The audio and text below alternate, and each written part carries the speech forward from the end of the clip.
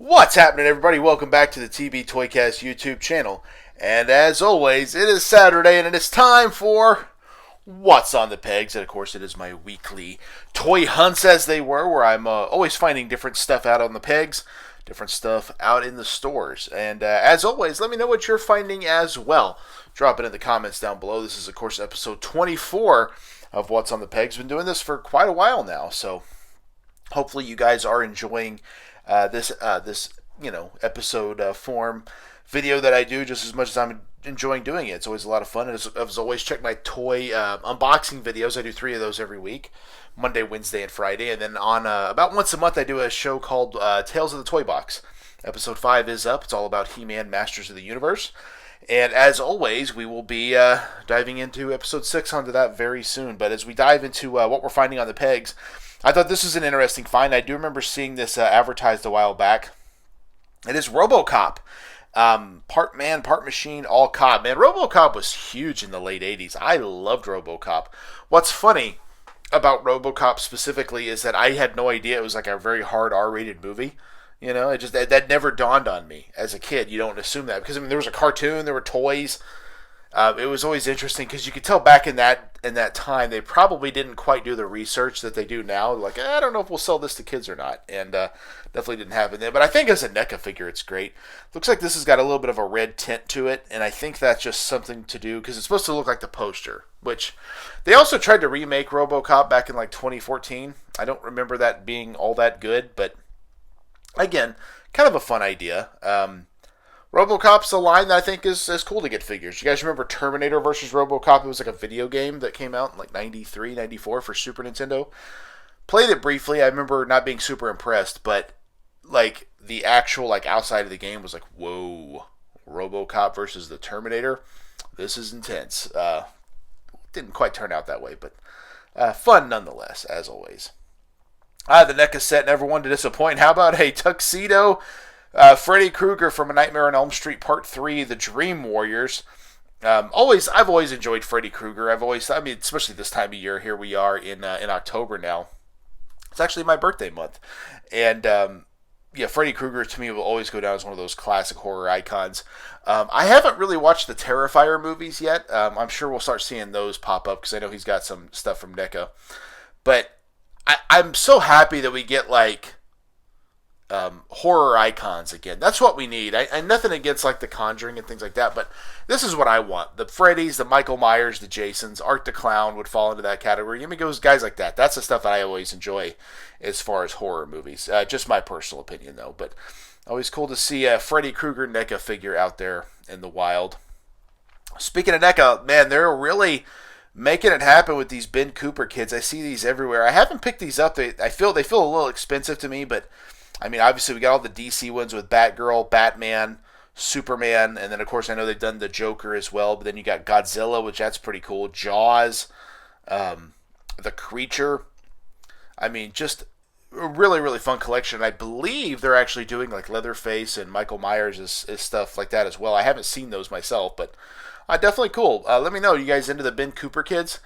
It's a fun little collection. I feel like they pumped out a bunch of these, too, but and I remember these costumes, man. I totally remember buying them. I remember having so many of these type of costumes as a kid. I don't know if I was any of these specifically. I was Hulk Hogan one year in kindergarten, and I had a big mask like that. But I don't know if it was Ben Cooper. I don't know if there were other companies doing that. I mean, I would imagine there were, because that's typically how business works these days. But still cool to see. Some new DC McFarlane out on the pegs. We got a Chase Dark Archer, or Malcolm Merlin, I believe. And then Kite Man, also a gold label. Man, I'm kind of hot and cold on DC right now. Like, I love Super Friends, but it's hard for me to dive into some of these multiverse with the price increases. I know these collector's edition are now $35. And I understand prices go up, but I have a hard time with that because these have never felt like they needed to be a $30 figure anyway. And now you're charging $5 more than you were. Yeah, I'm going to have to pump the brakes on that one. So that's just me personally. Everyone's going to, do what they do differently. It's just something about like, okay, now you're really upcharging. I have an issue with that. And I get it. Everything's going up. Everything's becoming more expensive. We also got a Ra's al Ghul over there from Batman the Animated Series in the new Jonah Hex line. I've kind of fallen out of that line too. It's cool, but again, $30 seems a little bit much to me. Like I said, you have to collect what you like. You have to collect what makes you happy. And we all have a limited budget. We all have a certain number of dollars we can work with and what we want to buy. And let's be honest, there's new stuff all the time. I mean, as we hit October, a bunch of new resets are going to be happening.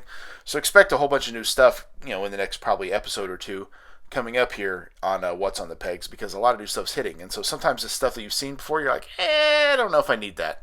We all go through it. It's just a very normal part of collecting.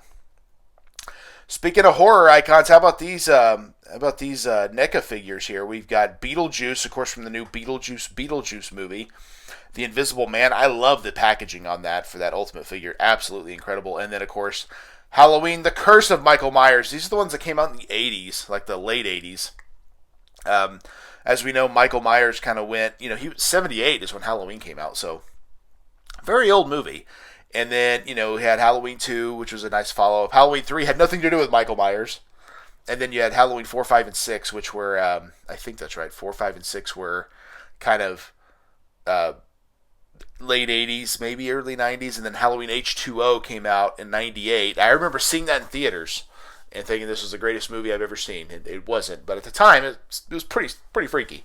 And at the end, she cuts his head off with an axe. Spoiler if you haven't seen a movie that's over 20 years old now. And I remember telling my dad, he's dead. They cut his head off. He was like, he'll come back. And I'm like, how? They cut his head off. But, Halloween's always one of those shows that I think everybody, one of those movie series actually, that everyone's always going to remember. But it's interesting, like, if you think about all the different timelines and how they ignore stuff and go this direction and that direction, it's a little all over the place. Very, very interesting, for sure. I mentioned Super Friends earlier. How about this? New Super Friends showing up on the pegs. We got Cheetah. We got Universe of Evil Superman. Very, very cool to see these. I did pick up the Universe of Evil Superman. I'm slowly picking these guys up. I think I have 3. I have Captain Cold, I have Universe of Evil Superman, and I have the Flash. I still need to get Toyman, Cheetah, and, oh my gosh, who's the last one? And then regular Superman, I guess. But these are great. I love the carding on these. I've unboxed several on the channel. I got 3 more to come up, plus these new ones. Really, really cool line. I know McFarlane's losing DC. At least that's seemingly what's happening. I know they've already shown Wave 3, which looks really cool. So hopefully we get several more waves of these, because that's a fun line. Fun line I want to enjoy and keep collecting. Every now and then I'll check out a GameStop, because you never know what you're going to find. Some new DC Multiverse here. We got a new collector's edition Deathstroke. I really like this Deathstroke. Again, $34.99. That's a hard one to swallow, but man, I really do like how that looks. And then we got like the Azrael Batman. Very reminiscent of the Kenner Legends of Batman figure that came out back in the 90s. Again, really, really cool figures. No issues there. It's just that price point's a little much. And I'll be honest, and I don't know if I've talked about it on here, I really got into McFarlane back in 2020 because they were the only one that didn't raise their price. They were still $19.99. Everyone else jumped up to about $23 to $25, and that's what made me go, okay, you know what? I'm collecting these because they're not price gouging. And I understand things are going up. I get it, but I don't feel like they're going up this much. That's just, again, my opinion. Some more McFarlane. $80 for this set. Like, that is insane to me. But you get the Merciless and the Batman Who Laughs. Merciless, of course, is a big figure. He might even be classified as a mega figure.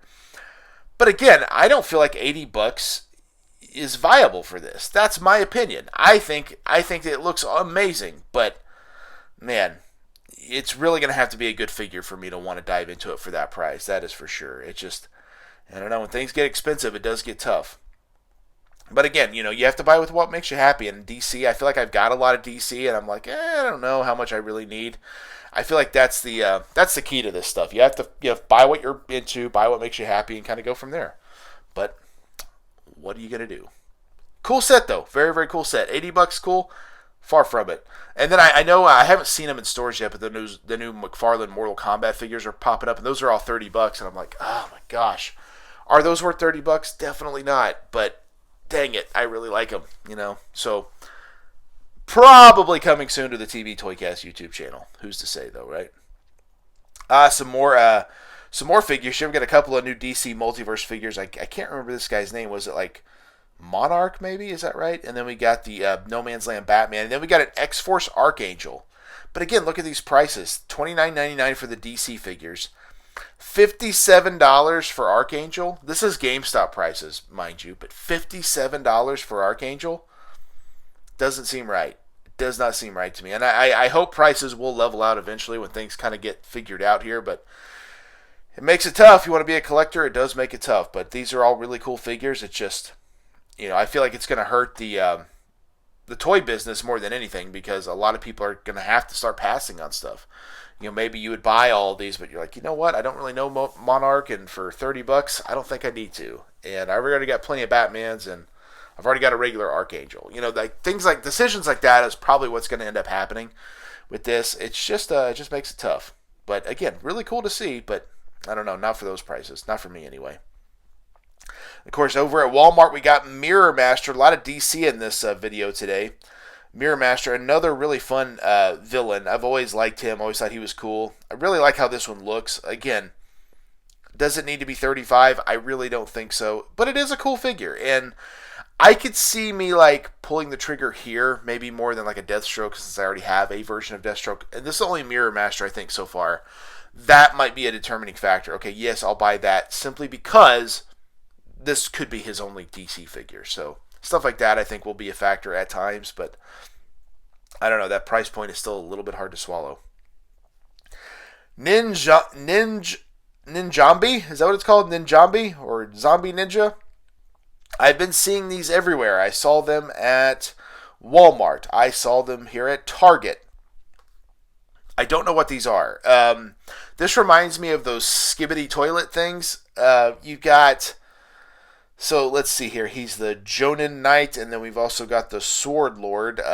He's got a Dragon Gauntlet, Slime, Blasts, 13 Weapons of Wonder, Power Up with Slime. My understanding is these are kind of like they come with slime, it looks like, and you actually just push slime through them and stuff. So it's kind of those, almost like the 90s style gross out toys. It says a comic is inside. That's kind of cool. I'm always a sucker for a comic. I don't know if this is based on anything or if it's simply just a toy. I don't know. But I'm always intrigued by new stuff. That's always been something that I'm like, okay, I got to see what this is because I just want to know. I want to know what this new thing is and if it's something I need to know about. But let me know in the comments down below what you guys think of all my findings here and what you're finding out on the pegs. Like I said, we're in October. A lot of new resets are happening. I'm hoping pretty soon I can run into those new McFarlane Teenage Mutant Ninja Turtle Page Puncher figures based off the IDW comic. I know some people aren't super keen on those, but I loved the IDW comic back in the day. In fact, I read like the first 12 volumes of it. I kind of fell off, but I would like to jump back in. Really enjoyed that comic a lot. And I think it's cool that we're getting something different, something new turtle-wise. So I'm looking forward to those. Obviously, new Super Friends are always fun. And there's something else new that I think is hitting that I was wanting to get. Obviously, the new LJ and Superstars are really fun. The new Mortal Kombat figures are really fun. So lots of cool stuff happening right now. Lots of cool stuff in the toy world. So it's always fun to hit the stores. Obviously, a lot of new He-Man figures are coming out as well. The new He-Man. What is it?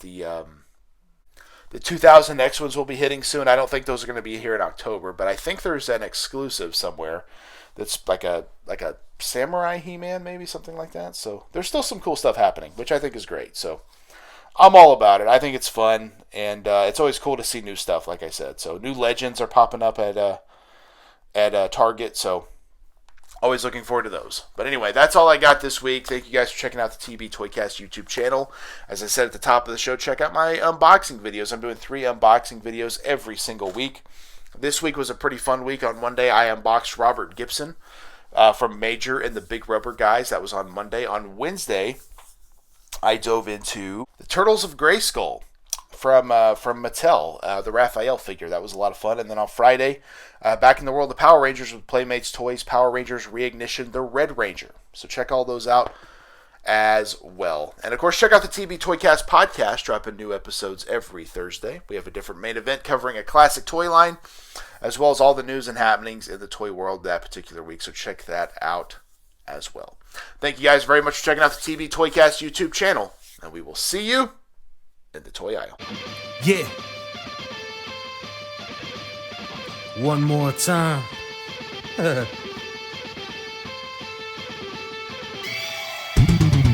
It ain't over till I say it's over. So lock the cage up, cause this is a takeover. The wait's over. If this the final time we meet, then you'll be on your back on my feet. Then I'll tip the cage over as a hangover. I'm super fly so I can splash off the top. Open, And I can shut like down the being shop. in the ring. Randy Savage, I'm the